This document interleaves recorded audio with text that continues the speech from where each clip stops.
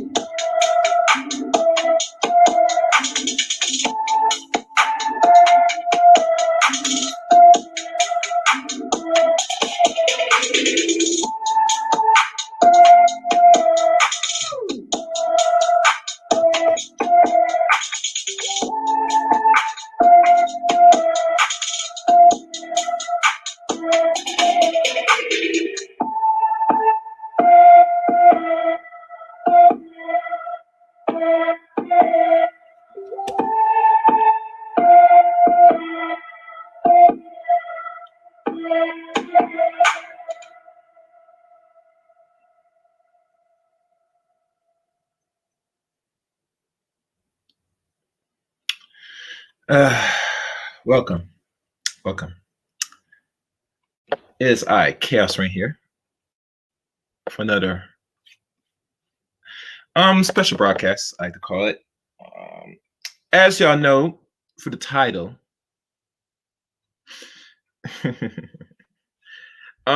This should be interesting. One thing I will do, I'll leave the something in the chat room for those who want to incline. Let me do this.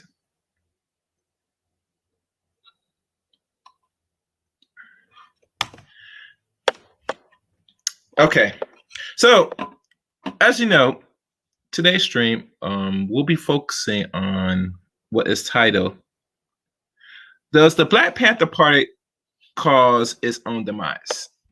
Now, this is not supposed to be a triggering subject, but let's be honest. They have put out some form of movie called The Judas and the Black Massiah. It's supposed to be the reflection of Fred Hampton Sr.'s life, which I have got a chance to watch. Did not watch all of it. So my perspective of all this, I can only give my opinions on it.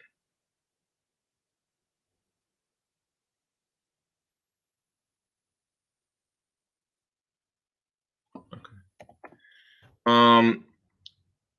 But before we go into this subject, for those that is new to Chaos Reign channel or will be, thank you. You know the deal. If you want to know where to find me, you'll find me on YouTube, Chaos Reign, which is spelled as its title, and you'll see the symbol of the C symbol with the serpent with blood. Also, you can now find me on Facebook, Eric Reign, and you can also follow me on Twitter, which I'm not really much active, but like I said, once the following grows, I will be more active on Twitter on asking for subjects and matters and etc. To find me on Twitter is at Chaos Reign the 7th. What else is I want to talk about? Also, I'm also on podcasts, Anchor, Spotify, Breaker, Google Play, etc. You'll find most of my broadcasts, or pretty much a good portion of the broadcast, on audio recording as well. What also I'm trying to do is and I'm still waiting for the Clubhouse part, because I will be on Clubhouse as well. I'm gonna see how that works out before it becomes mainstream public, and then eventually it becomes watered down like everything else. But like I said, I'm everywhere now, people. If y'all not familiar. One other thing I forgot to write down.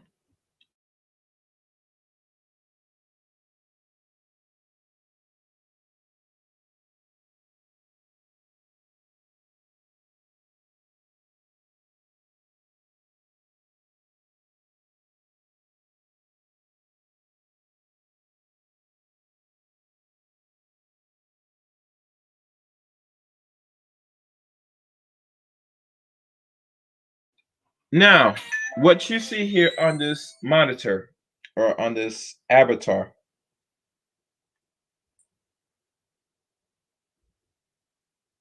let me stop.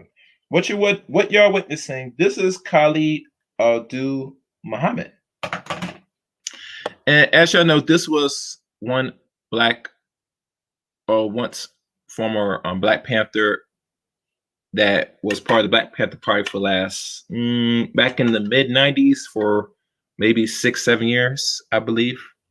I could be wrong, but eventually he met his demise and is no longer part of this earth for now going on 20 years. And I'm gonna tie everything in for people to understand this. Why I posted the picture of Khaled Muhammad on the right side and post the picture of the movie on the left-hand side. And I want people to follow the correlation here from what I'm getting at.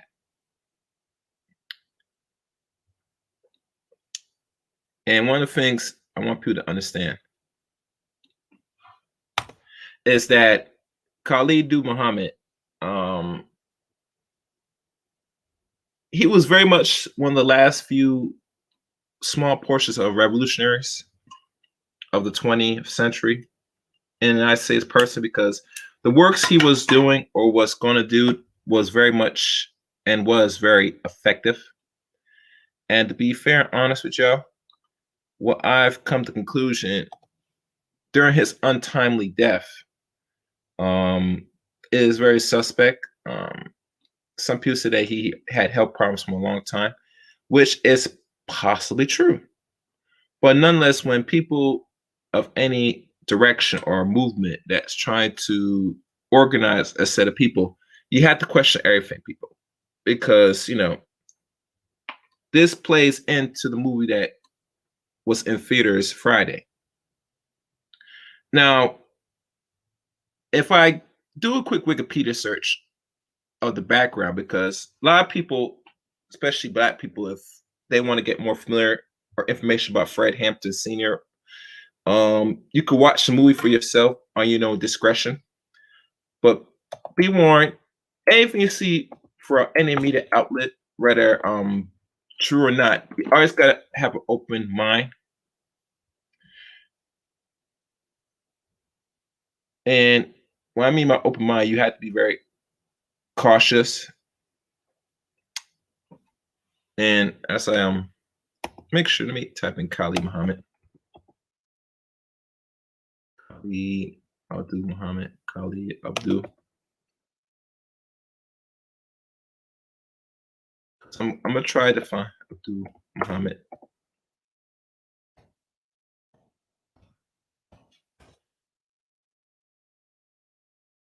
Let me see if I can find his Wikipedia search. Okay. I'm just going to do the Wikipedia search for this now, just to bring out. Okay. So bear with me, guys, because this was something that was planned today, but as you know, when I was looking at certain timetables and looking at certain events and looking at movies that's being put out now, I always got to really keep in mind of the real intentions of things coming out. So we're going to do a quick Wikipedia search on this first, and then we'll tie this in with the movie. And the link is in the bottom if people want to, come around. Let's share this. I'm trying to find it now. Here we go. Oh, wrong one. Sorry about that. Let me pull that one again. Sorry, guys. I'm trying to find the quick background of the brother. Here it is. As you know right here, Khalid Abdul Muhammad, name or what he calls slave name, Harold Monroe Jr., born 1912, 1948. His birthday was last month. He would have been 53 today. I'm sorry, 73 this year if he was still alive. He died, what date? February the 17th, 2001. This is now roughly 20 years. And as you know, he is a Black activist. One of his known records that made him very much well known in the circuit of America, that brought even to the point where the government had to sit there and had to sanction his voice because of certain anti-Semitic rhetoric, was in King College, the speech back in 1993, roughly 28 years ago, where he condemned and removed, and which at that time was condemned and removed from his position in the Nation of Islam by Louis Farrakhan. He was also censored by both House of the United States Congress. And I think he's the only dude right now, a Black man in, I think, ever in the history of America was censored by the United States Congress. And at the time, he joined the new Black Panther Party around the mid-90s and through his timely death in 2001.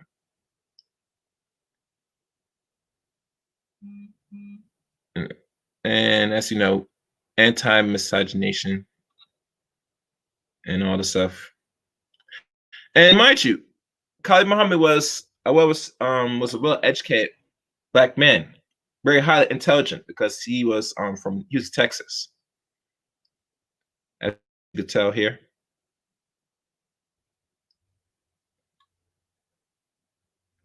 And as we go down here, let's look at him, his early lives. He was raised with his auntie, Claremore Van, in Houston, Texas, where he attended Bruce Elementary School, EO, Smith Junior High School, and all black Phyllis Wesley High School. After graduating high school, Monroe went to Dillard University in Louisiana, where he was known as Harold Van, to pursue a degree in theology studies. But he did not graduate. At this time, his ministry of Salome Monroe Methodist Church in 1967, which would make him 19 years old at the time, he was initiated into Omega Psi Phi fraternity, Theta Sigma chapter. Later, Monroe transferred to Pepperdine University and earned a bachelor's degree. Yeah, so not sure what his degree is in. Probably is in the same what he was seeking in studies was theologically. And then he joined Nation of Islam in the 70s. Roughly now 51 years ago, he was part of Nation of Islam up to 1993. So if we do the math, he's been part of the Nation of Islam for roughly 23 years. Imagine that. And well, actually, that's the years. Actually, I'm sorry. But I think, yeah, he did join around that time. In 1983, Minister of Farrakhan named him Khalid after Islamic general Khalid Ibn Allah Malah Walad, a follower of the Prophet Muhammad, called him Sword of Allah. So he didn't get the name title Khalid Muhammad until 1983. 38 years now.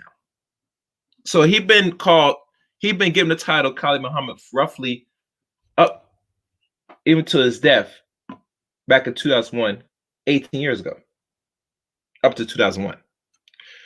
So I'm not going to go and boil down to all this because y'all can read for yourself. But I would say the new Black Panther Party, it looked like that's the year he joined back in 1997, from what is written here. But I'll say one thing with Khalid Muhammad, in my view. I think he was very innovative of his time. And let's keep it real. He was controversial to not only other Black people, but other non-Black people. And to find that he went on with his beliefs, his rhetoric, whatever, one thing is known and it's clear that he is a fighter. He does defend Black people and Black women. That no one could really say anything negative about Khalid Muhammad. Now, let's look into this thing with the movie of Judas. And let's see if I can tie it in certain things. Matter of fact, before tying anything, let me check the day before he died. Because there was days before his transition. And I was going to scan through this.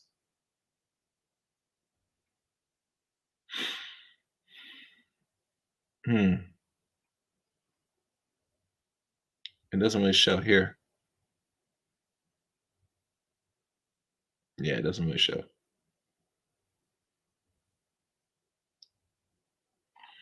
So let me type in the Black Judas. And I'm just doing a lot of things in the fly, guys. Judas of Black Massiah. All right.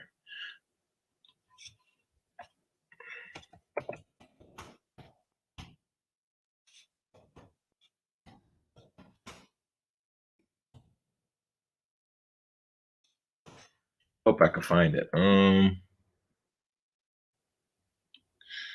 Now this movie right here, and let me share again. And I will say this, because if he died on the 17th of February, most likely he was ill for the past few days. So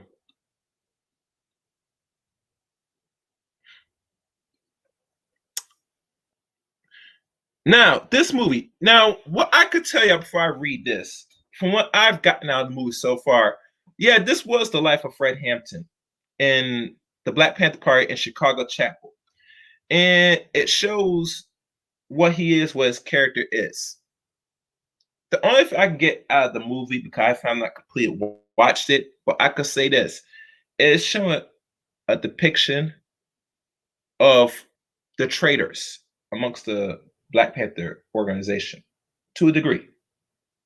But they don't really give you the real people that paid off to incite that led to Fred Hampton's demise. And like everything, anytime they put things on film for the public to watch, it has to be a watered down version to still portray the black on black violence of black people, which I say personally, black on black violence is a necessity in any form, not only Western side, but outside the black diaspora. Chaos, why you said? Because without no chaos, there cannot be no order. And as we know, most black people, when they engage in black on black violence, is always on a premise of not just tribalism, but self-hatred, where it leads to your own demise and servitude for white, what they call domination. And this was written and clarified in detail by Amos Wilson's book, Black on Black Violence, the nice little red book that came out 31 years ago.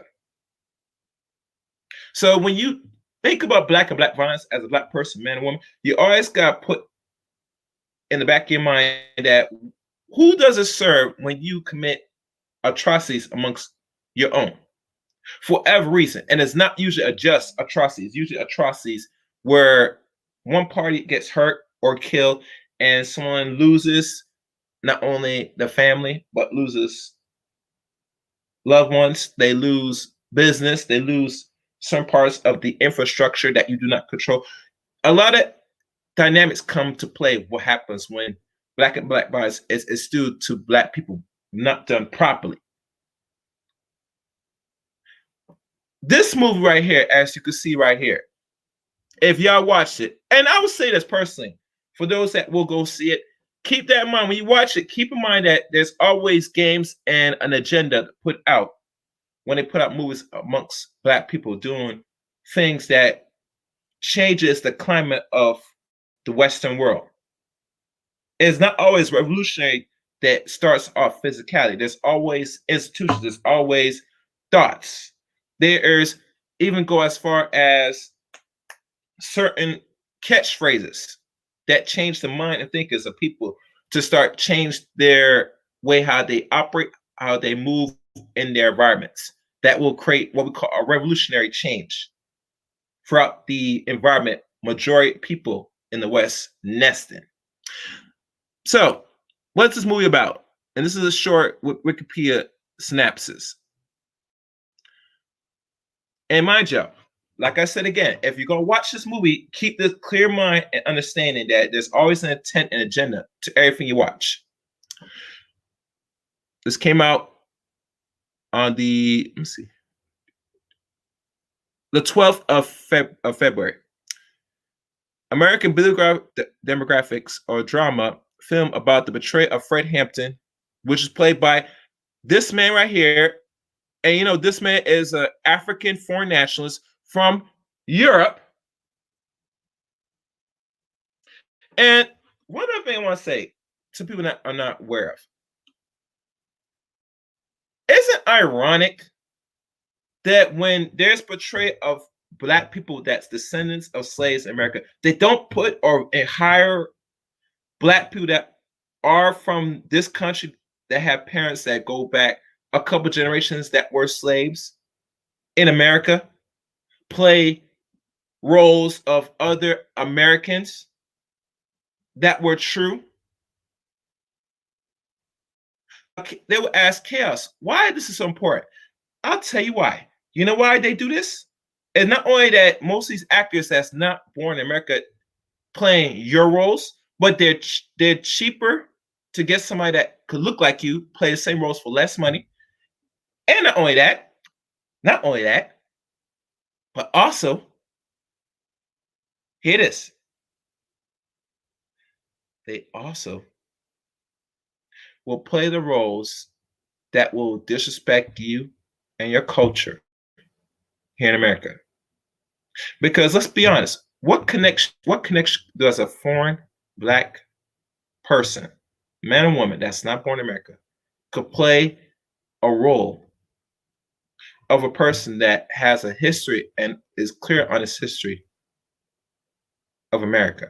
Even if he's taught his own history, nonetheless, it'd be more respectful to have somebody that is a born American, that is a generation of this soil, play the roles of their own great leaders that made great change in the American social order and system. That's the one question every black person that is descendant or ADOS, whatever you want to call yourself, should be thinking and saying. Okay? So,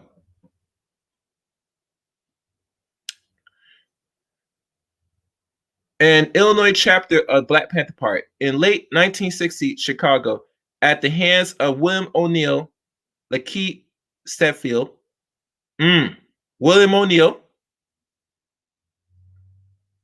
we're going to get to him to a second, an FBI informant, Jesse Pamont's the Meek flashback, or what they call Fishback, which she plays, I think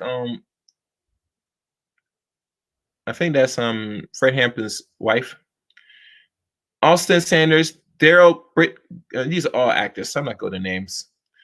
The film produced by Shaka King, I'm not sure who that is, who wrote a screenplay with Will Burton based on a story by the pair and Kenny and Keith Locust. A Fred Hampton biopic has been in the works for several years, and both the Locust brothers and Will Burton writes and shops screenplay individually since 2014. Burton's version almost got made with F. Gray directing. But when he fell through, King was hired on helms of the project. The cast joined in 2019 with the blessings of Hampton's family, with filming taking place this fall in Ohio. Judas, which it premiered on the Sun Festival, and it was released in Warner Brothers Pictures. We all know that, February 12th. Okay.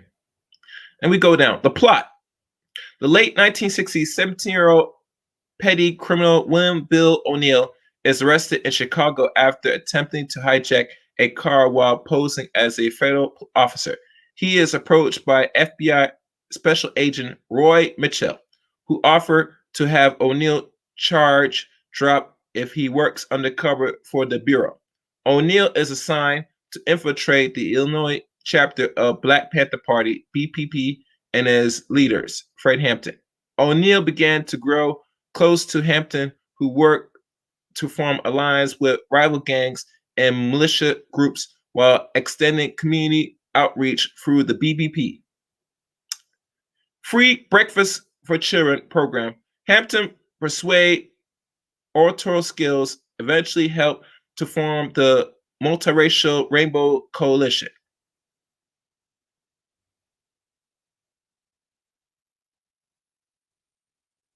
Rainbow Coalition. Does that sound like LGBTQ people? Multiculturalism? Now, mind you, I said this once and say this again. Be careful what you're watching. And this is kind of good that they put this out for people to read before you watch it, because it gives you a glimpse of what it was about. Now, I don't remember if Fred Hampton himself said that he was really inclined about everybody at that time. I could be wrong. But like I said, you always got to conclude when there's anything they put out in film, there's always an end game, an agenda. Yeah, they'll put some true story here and there, but they're also going to slide in some of that other alternate stuff to distract you of the real intentions of what was his purpose, what it was life of the man, and etc. So let's go on. Hampton also falls in love with what they call Miss Johnson, Deborah Johnson, a fall BP member. O'Neill begins to relay intel to Mitchell, who in returns compensate him with money. When a future party member, George Sams hides out at the local BP office. O'Neill learns from Mitchell that Sam is an informant who persuades a BPP officer, allowing the Bureau to obtain search warrants. After Hampton is arrested and in prison, O'Neill began to rise through the ranks and is promoted to security captain. When a shootout between the Chicago Police Department and the BP occurred in the chapter office, O'Neill speaks out as the office in bombing by the police afterwards. O'Neill attempts to quit being an informant but is rejected by Michelle. After Hampton is released from prison while appealing his charge, he reunites with what they call Deborah, now pregnant with his child. A BP member, Jimmy Palmer, who was hospitalized after being shot by a police, is killed while being transferred to another hospital. Erratic upon learning by Jimmy's death, fellow members Jake Winters engaged in a shootout with police, killing several officers before being gunned down himself. After Hampton's appeal was rejected, FBI Director J. Edgar Hoover, which is not a homosexual man, and y'all know this, Ray. Y'all don't have to know this. Y'all watch movies. Y'all know this man. There's stories about J. Edgar Hoover, so we don't need to go into that. Order Hampton to be neutralized before he returns to prison. Mitchell Commerce comes to O'Neill into helping him the plan by warning him that the BP will retaliate against him if they find out he is an informant, and O'Neill reluctantly agreed to help. O'Neill is later handed a vial of sedative in order to drug Hampton's drink with it. The next evening, BP members gathered a Hampton apartment before he departed for prison, and an allied gang leader offered Hampton money for him to flee the country with, but he turned it down and instead ordered a trust to be established with the money under Jake's name.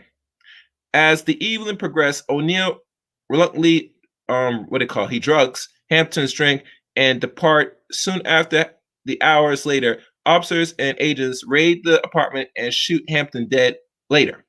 O'Neill meets with Mitchell, who gives him money and a pair of keys to a gas station he now owns.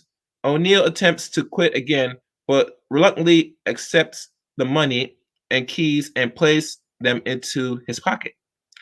The film ends with the active footage of Hampton's speech, his funeral processions, and interviews O'Neill gave in 1989. The title card states that O'Neill continues to work as an informant with the BPP before committing suicide. A lawsuit was filed against the FBI in 1970, and 12 years later was settled for $1.85 million today. Fred Hamp Jr. and his mother, chairman and board member of the Black Panther Party Club. And that's just the background of that. Yeah.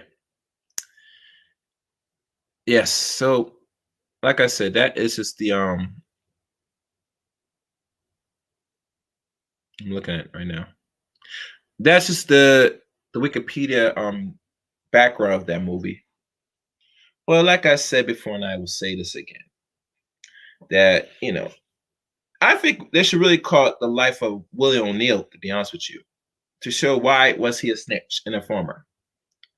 And you gotta be honest, people. There are always informers and snitch in any organization.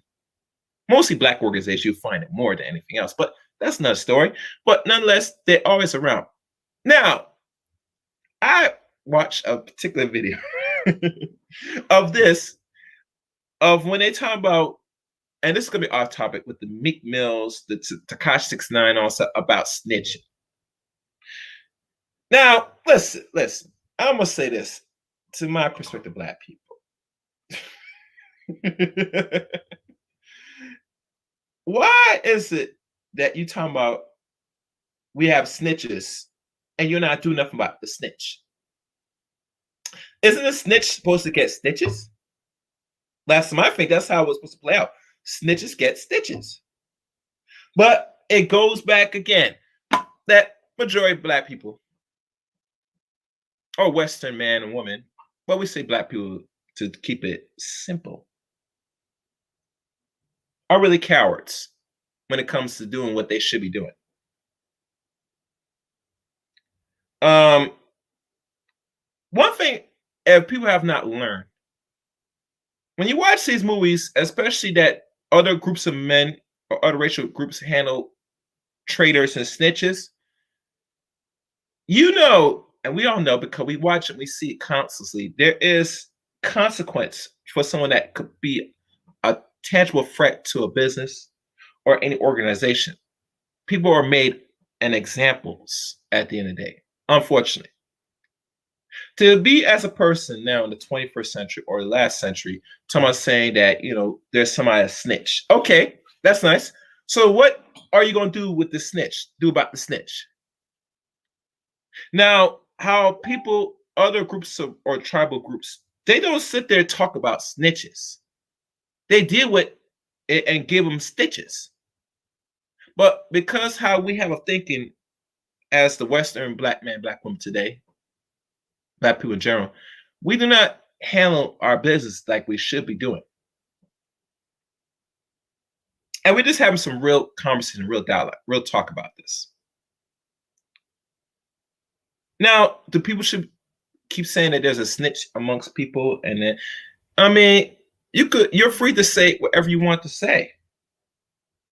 But the problem is, where is the end game? Where it should go after inform people that we have a snitch amongst the group and telling other people we have a snitch amongst the group. Wait.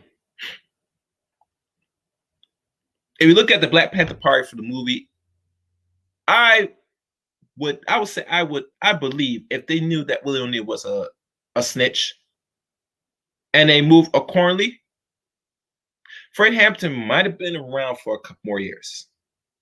I'm just saying he'll be around a couple more. And we can go as far as Khaled Muhammad. If there was someone that potentially would have, did something to him, and they got wind of information about this, let's say if they got the information, somebody in that camp would have done something eventually. If they're intelligent and smart. But like I said, when it comes to us as people, when we deal with actual Black on Black violence, it's not done correctly. I feel why it's not done correctly, because to go out your way and take out and eliminate one of your own through spite, greed, envy, jealous, it takes a lot out of a person to do that. But to do it in regards to, for the betterment of the collective or for the whole, it doesn't take much. A lot of people, they start to backstep, they get passive.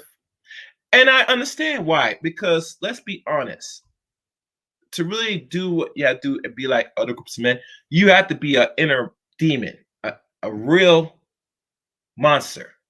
And I feel the only time the monster is unleashed amongst your own as a people, it takes a lot of programming, psychological damage. It takes constant re-emphasize that you are bad, you are the evil, you are the devil, to go out your way to inflict harm and death to amongst your group. It takes a lot. But if you're not in that mindset, you will not do that. And I feel with a lot of organizations now that Black people control or function and move, they're not in that direction. And they're not going to be in that direction. So it sounds good when you talk about there's infiltrators and snitch amongst a group. Hell, even they go as far as make movies of it. But there's no real consequence for people that do these things. And to be honest with you, if you're an intelligent man or woman that watch this and you think this is something that's serious, you got to look at it as a form of satire. Like everything else when it comes to us. This is the honest truth. And we all know satire is not taken seriously, especially certain groups of people. It's just not, I'm not sure who else would watch the movie. I just took a glimpse of it. I'm not saying people should really go and watch it, but like I said, anytime you watch any movie that depicts history of people, black people in America, take it for a grain of salt. Um, that's just the honest truth. You're not gonna get around that. Hold on. I'm just looking at the comment section. Okay, almost there. But really, I'm just be honest with y'all. It's not really that serious nowadays. That I take a lot of these movies seriously when they do biographies or whatever. Because I look at there's always an agenda when they put these movies out on us, and they never shown the real success when black people move the way they move. I just don't see it. I just don't see it. I'm a person that I'm a realist at the end of the day, and it takes a lot of me to go out my way to watch some movies that depict the history of movements in this country that in relationship with black people, because I know it's all form of propaganda and programming. You know, they'll tell you half truths and some truths, and bottom line, it's not really taken seriously like how we see it.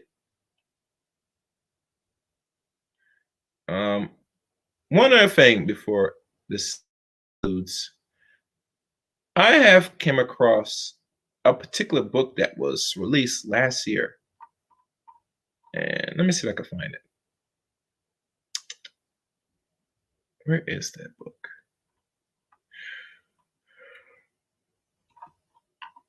Let me open the window and find it.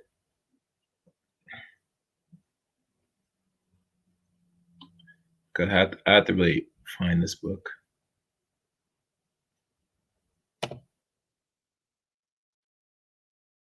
Oh, you know where I put it? I think I know where I put it.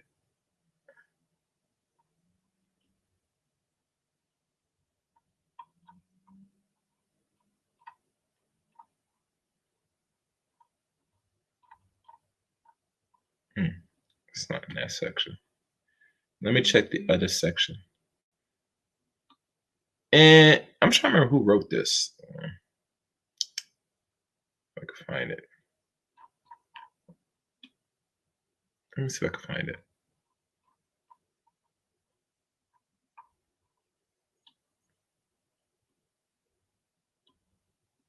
Okay. I'm just trying to find the book, people, because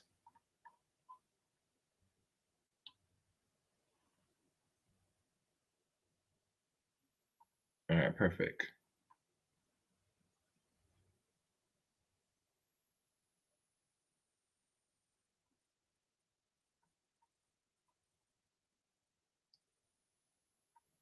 I'm trying to find it, guys. So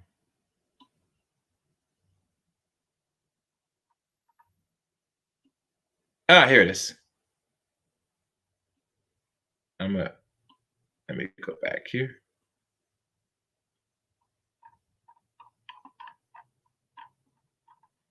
I found the book. Let me share this for y'all.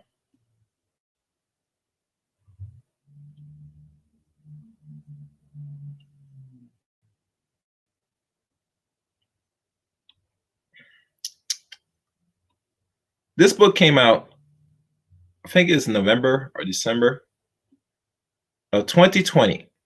And it's funny to me that now information about Khalid Muhammad is now released roughly almost 20 years. And I tell you, nothing's by coincidence, people. Everything's done by design. This right here, the Book of Khalid, the untold story of Khalid Abdul Muhammad, militant prophet to today's radical generation. This book was released the 7th of November, 2020. Remember, Khalid died 20 years ago of 2001. They now, or the person who wrote this is written by Malik Zulu Shabazz. Ain't that something? And authored by Farrah Gray, his son.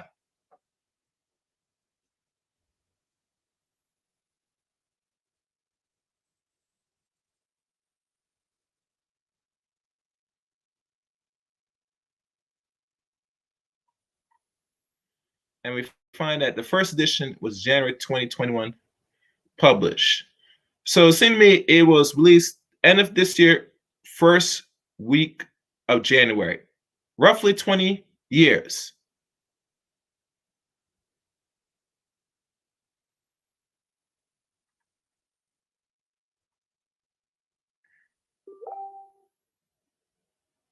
Now, I'm not sure what the book composed of from what y'all seen here, but like I said, everything is by design. Nothing's by coincidence. This man waited 20 years to write a book about Khalid Muhammad with the help assisted with his son. But his son is probably doing good things now. I think his son's a millionaire now. Could be wrong. But, and mind you, his son don't even go by the last name because his father changed his name. He go by Farrar Gray. So,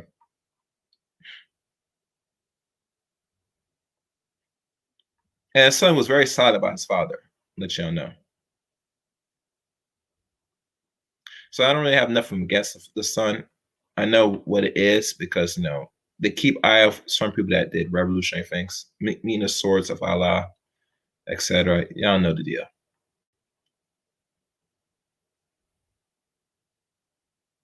Yeah.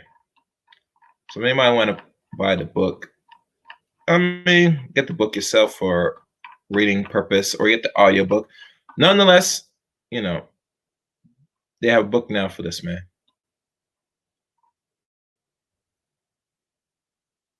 And I don't know how much they selling this book. $22. So it look like Malik Sue Sebastian trying to make a quick buck.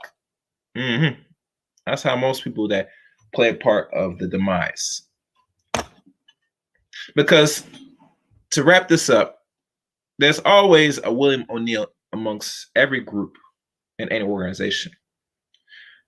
The Black Massiah was one testament, and he's only one of many that have shown history of betrayals when they go and seek to really eliminate certain promising Black potential leaders.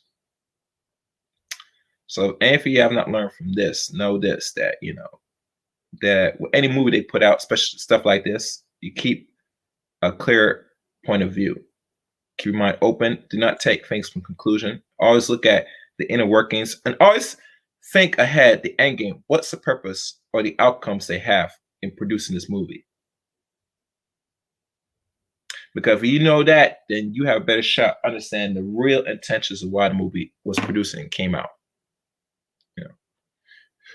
I think the ending of that movie could have been bloody. Might have been.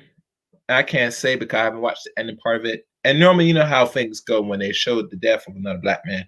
At least a certain embedded stigma or nightmare to every psyche of every young Black boy or potential young Black man that's coming that will watch movies like this. And I say personally, for any of y'all that's under the age of 25, if you do watch this, keep in mind that this is the life and journey every man's going to go through in life, especially if he knows what's right and just. So don't be afraid of it. So that's all I must say. As I'm looking at everybody and everybody's watching. So, if you're not subscribed to the Chaos Reign channel, I'm not sure what you're waiting for. Always hit that red bell if you haven't read the red bell, and hit that top bell, not the middle, just the top, like ding, for all uploads and live streams that will be on Chaos Reign channel. Also, if you feel or you disagree to the stream, please leave a comment. Educate me. I'll read it. Do not put no spam comments of sexual links to show some nude women or whatever. I'm gonna give a disclaimer right now. I'm gonna see this lately on the comment section of not only the YouTube channel, but maybe anywhere else where I post up. And I'm giving you a fair disclaimer. If I see it, it's gonna be removed. Last year, I dealt with it, and I'm not sure if it was a bot or whatever the hell you call this thing, but now we're in the new year, so-called new year now. Moving forward with a lot of things, and I feel it's really insulting for anybody that's putting out any content to see that as their comment section, the first thing that pin up the comment section. I'm just being dead honest with y'all. So, like I said, it's going to be removed. Anytime I see it now, move forward. I want people to give their expressions of feelings. This should be an interaction, conversation type of channel. You know, we're here to learn and grow. So do not be stagnant. Do not be a buffoon. Do not be one of them, you know, what's the word to call them? Incels or whatever you want to call it, that don't get none and you want to post. Or if you're a woman posting that just to sell your products. I appreciate it, sweetie, but listen, we do. Real men don't pay for sex. We don't pay to watch sex and that stuff. We sit there. If we want it, we go get it or watch it for free. We don't pay for stuff. I'm not sure why I see it, but like I said, if you gotta market yourself, go find another store. This is not the place. So that's the end of that. Oh, and also follow me on Twitter at Chaos7. And if you're not friends on Facebook, you'll find me titled Eric Rain. I might put the links in the description. I'll see. I'll think about it. But like I said, the information's out there. Look it up. Thank you again for listening. Until next time.